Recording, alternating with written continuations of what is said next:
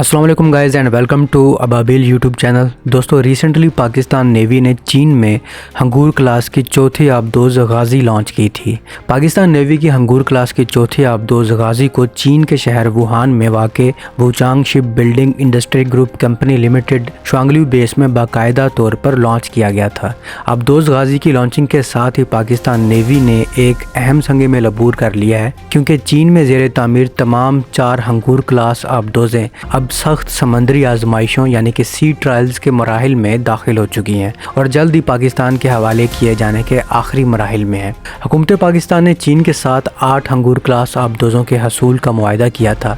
इस मुआहदे के तहत 4 आबदोज़ें चीन में तामीर की गईं, जबकि बाकी 4 आबदोज़ें ट्रांसफ़र ऑफ टेक्नोलॉजी के तहत पाकिस्तान में Karachi ship yard and engineering works limited में तैयार की जाएंगी। ये आबदोज़ें जदीद हथियारों और सेंसर से लैस होंगी जो दूर फासले से अहदाफ को निशाना बनाने की भरपूर सलाहियत रखती हैं। हंगूर क्लास आबदोज़ें खित्ते में अमन और इस्तेहकाम के क़याम में कलीदी किरदार अदा करेंगी। चीन ने पाकिस्तान के लिए जो 4 आबदोज़ें बनाई हैं, इनमें पहली आबदोज़ 26 अप्रैल 2024 में लॉन्च हुई थी, जिसका नाम हंगूर रखा गया था, जिसका मतलब है शार्क, यानी कि समंदर का सबसे ख़तरनाक और हमला आवर शिकारी जानवर। दूसरी आबदोज़ 15 मई 2025 को चीन में लॉन्च हुई। इस आबदोज़ का नाम शुशुक रखा गया। शुशुक एक बंगाली लफ्ज़ है जिसका मतलब है दरियाए गंगा की डॉल्फिन। यह डॉल्फिन एक यूनिक किस्म की डॉल्फिन है जो तकरीबन अंधी होती है, लेकिन इसकी कुछ खूबियाँ हैं जो इसके अंधे होने के बावजूद इसे ताकतवर बनाती हैं। शुशुक डॉल्फिन आम आँखों की तरह देख नहीं सकती, लेकिन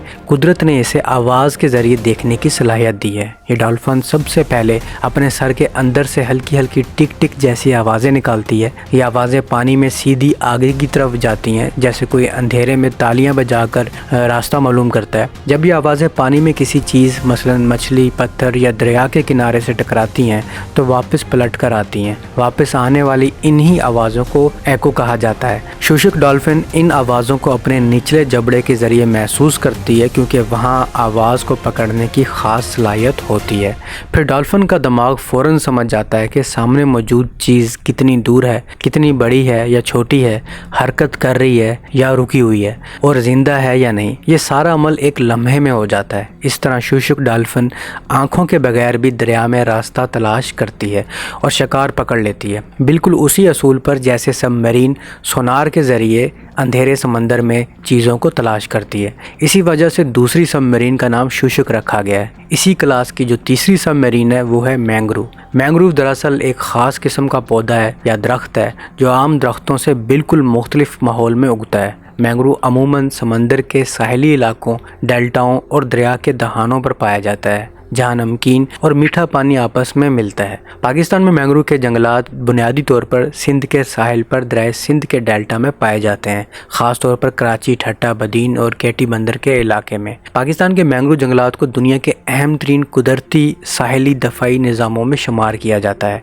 मैंग्रोव की सबसे बड़ी खूबी यह है कि ये नहायत ही सख्त और मुश्किल माहौल में ज़िंदा रह सकता है। मैंग्रोव को कुदरती शील्ड कहा जाता है, क्योंकि ये साहिल को दुश्मन लहरों और कुदरती आफात से जाता है।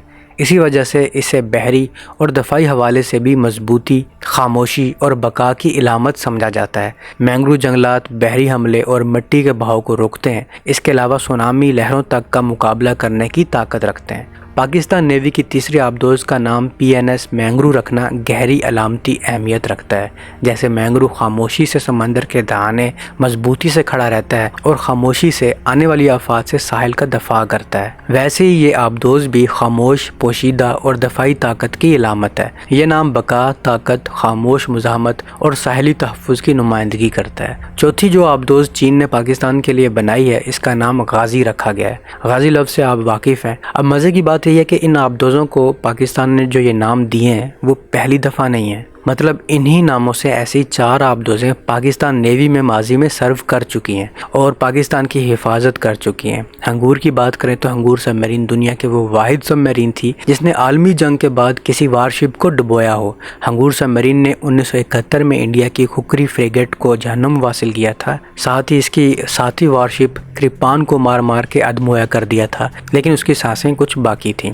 हंगूर सबमरीन पाकिस्तान ने 1966 में फ्रांस से ली थी और इसे 2006 میں ریٹائر کیا تھا۔ شوشا کی بات کریں تو یہ بھی PNS شوشا کے نام سے پاکستان نیوی میں کئی سال خدمات دے چکی ہیں۔ 1971 کی جنگ میں اس نے کئی مشن کیے۔ یہ سب میرین بھی ہنگور کے ساتھ ہی سروس میں شامل ہوئی تھی اور فرانس سے ہی خریدی گئی تھی، اور یہ بھی 2006 میں ریٹائر ہوئی۔ اسی طرح مینگرو سب میرین بھی پاکستان نے 1966 میں فرانس سے لی تھی، اور اس نے بھی 1971 کی جنگ میں حصہ لیا تھا، اور یہ بھی 2006 میں ریٹائر ہوئی۔ اگر غازی کی بات کی جائے تو غازی پاکستان نے 1964 میں امریکہ سے خریدی تھی، اور یہ وہ سب میرین تھی جو کہ امریکہ نے 1944 میں بنائی تھی، یعنی ورلڈ وار 2 کے دوران، اور اسے جب 1964 میں امریکہ نے ریٹائرڈ کیا تو پاکستان نے اسے 4 سال کے لیے لیز پر امریکہ سے لیا۔ 1 سال بعد بھارت سے جنگ ہوئی، جس میں اس سب میرین نے انڈیا کے ایئر کرافٹ کیریئر کو بے آف بنگال کی طرف جا کر چھپنے پر مجبور کر دیا۔ 1971 کی جنگ میں 4 دسمبر کو یہ سب میرین بھارت کی سمندری حدود میں مائنز بچھاتے ہوئے اپنے ہی مائنز سے ٹکرا گئی اور تباہ ہو گئی۔ اب یہ کام بھارت کے سمندر میں ہوا تھا، تو ایسے کیسے ہو سکتا ہے کہ بھارت اس کا کریڈٹ نہ لے؟ بھارت یہ کلیم کرنے لگ گیا کہ یہ سب میرین اس نے تباہ کی ہے۔ تاہم جب دنیا اس واقعے کی انویسٹیگیشن کے بارے میں پوچھنے لگی تو 1980 میں انڈین نیوی نے اس کے انویسٹیگیشن کے سارے پیپرز ہی جلا دیے تھے۔ پھر جب پاکستان نے کہا کہ ایک نیوٹرل انویسٹیگیشن ہونی چاہیے، بھارت تب بھی نہیں مانا۔ بھارت کے اپنے کئی ریٹائرڈ افسران اپنی کتابوں میں اس چیز کا ذکر کر چکے ہیں کہ غازی انہوں نے نہیں تباہ کی، اور کئی یہ بھی کہہ چکے ہیں کہ یہ انسولوڈ مسٹری ہے۔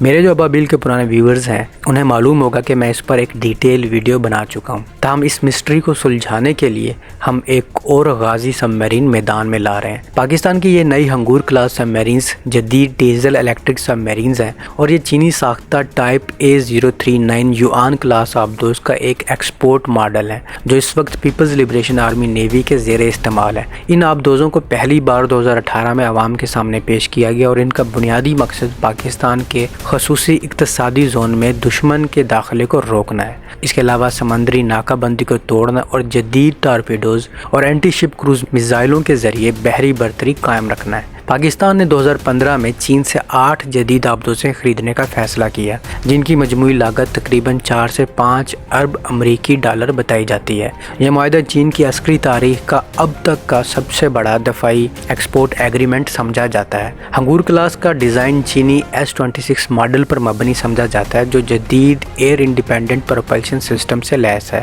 یہ ڈبل ہل آبدوز تقریباً 77 میٹر لمبی اور 8.5 میٹر چوڑی ہے، جبکہ اس کا وزن تقریباً 2550 ٹن ہے۔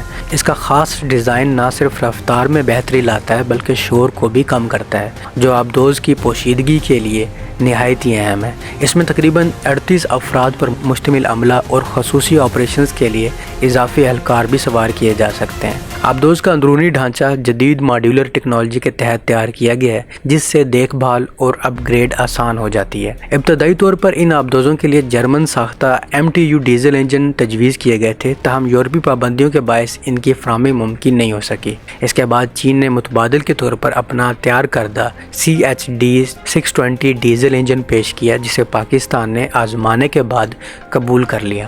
اس کے ساتھ ساتھ ان آبدوزوں میں اسٹرلنگ انجن پر مبنی ایئر انڈیپینڈنٹ پروپلشن سسٹم نصب کیا گیا ہے، جو آبدوز کو طویل عرصے تک بغیر سطح پر آئے پانی کے اندر رہنے کی صلاحیت دیتا ہے۔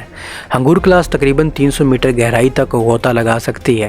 اس کے زیادہ سے زیادہ رفتار 20 ناٹس کے قریب ہے، اور یہ لگ بھگ 65 دن تک مسلسل آپریشن کر سکتی ہے۔ اس کلاس کے آبدوزوں کے ویپن سے متعلق تفصیلات زیادہ تر خفیہ رکھی گئی ہیں، تاہم دفاعی ماہرین کے مطابق ان میں 6 533 ملی میٹر ٹارپیڈو ٹیوبز، جدید اینٹی شپ کروز میزائل اور ممکنہ طور پر بابر 3 آبدوز سے داغے جانے والے کروز میزائل نصب کیے جا سکتے ہیں۔ یہی وجہ ہے کہ ہنگور کلاس کو پاکستان کی سمندری جوہری ڈیٹرنس حکمت عملی میں ایک اہم ستون سمجھا جا رہا ہے، جو ملک کو قابل اعتماد سیکنڈ سٹرائک صلاحیت فراہم کر سکتی ہے۔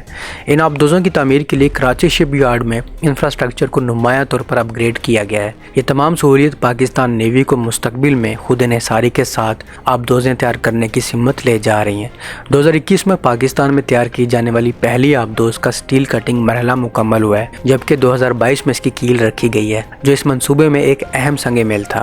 ہنگور کلاس آبدوزیں نہ صرف پاکستان نیوی کی جنگی صلاحیتوں میں غیر معمولی اضافہ کریں گی، بلکہ خطے میں طاقت کے توازن کو بھی متاثر کریں گی۔ یہ آبدوزیں خاموشی، طویل دورانیے تک زیر آب رہنے کی صلاحیت، جدید اسلحہ، جدید سینسرز کے باعث پاکستان کو بحر عرب میں ایک مضبوط دفاعی برتی فراہم کریں گی۔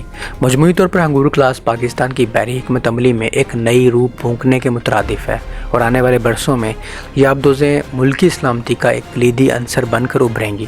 دوستو یاد رہے کہ پاکستان کے پاس اس وقت 5 سب میرینز آلریڈی ایکٹیو ڈیوٹی ہیں اور ان ہنگور کلاس کے آنے سے پاکستان کی آبدوزوں کی تعداد 13 ہو جائے گی اور یہ تعداد پاکستان کے دفاع میں بہت اہم کردار ادا کرے گی اور پاکستان نیوی کی طاقت کو بہت زیادہ بوسٹ کرے گی۔ آپ کا اس بارے میں کیا خیال ہے؟ کامنٹ سیکشن میں ضرور بتائیے گا۔ تو اب تک کے لیے اتنا ہی، ملتا ہوں نئی ویڈیو میں، تب تک کے لیے اپنے ہوسٹ بلال کو اجازت دیجیے۔ اللہ حافظ۔